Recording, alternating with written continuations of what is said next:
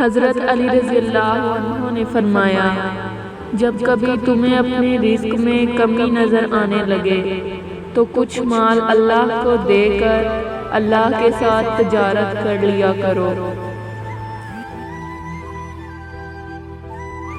دو باتیں ساری زندگی کام آئیں گی، ایک غصے کی حالت میں کوئی فیصلہ نہ کرنا، دوسرا خوشی کی حالت میں کوئی وعدہ نہ کرنا۔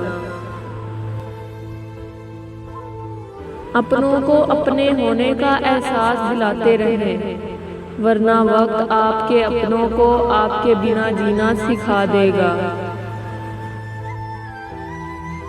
اگر زندگی کو ہمیشہ خوشیوں کے ساتھ گزارنا چاہتے ہو تو غمزدہ لوگوں کے غم سنا کرو، کبھی دکھی نہیں رہو گے۔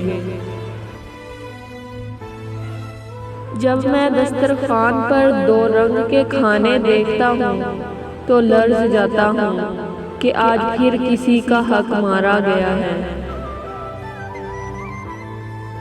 غلط بات پر غصہ نہ آنا شرافت کی نشانی ہے، لیکن غصے کو پی جانا مومن کی نشانی ہے۔ اگر تم سے کوئی ناراض ہے اور اس کو یہ غرور ہے کہ تم ہی اسے مناؤ گے تو تم اس کے غرور کو ٹوٹنے مت دو۔ شک کو اپنے اوپر غالب مت آنے دو، ورنہ تمہیں دنیا میں کوئی ہمدرد نہیں مل سکے گا۔ جھوٹ بول کر جیتنے سے اچھا ہے تم سچ بول کر ہار جاؤ۔ دنیا تمہیں اس وقت تک ہرا نہیں سکتی جب تک تم خود نہ ہار جاؤ۔ زندگی کی اصل خوبصورتی یہ نہیں کہ تم کتنے خوش ہو، بلکہ زندگی کی اصل خوبصورتی تو یہ ہے کہ دوسرے تم سے کتنا خوش ہیں۔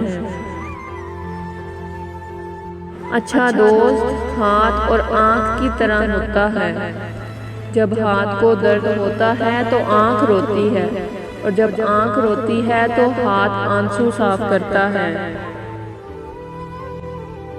رزق کے پیچھے اپنا ایمان خراب مت کرو، کیونکہ روزی انسان کو ایسے تلاش کرتی ہے جیسے مرنے والے کو موت۔ حضرت علی رضی اللہ عنہ نے فرمایا، صرف پیسے کا ہونا رزق نہیں ہے، نیک اولاد، اچھا اخلاق اور مخلص دوست بھی رزق میں شامل ہوتے ہیں۔ بہت سے لوگ اس وجہ سے فتنے میں مبتلا ہو جاتے ہیں کہ ان کے بارے میں اچھے خیالات کا اظہار کیا جاتا ہے۔ لوگ تمہاری عقل سے تمہاری شخصیت کا وزن کرتے ہیں، لہذا تم اپنی عقل کا وزن اپنے علم سے بڑھاؤ۔ حضرت علی رضی اللہ عنہ نے فرمایا، جو شخص برے لوگوں کے ساتھ احسان کرتا ہے وہ خود بھی ان کے شر سے محفوظ نہیں رہتا۔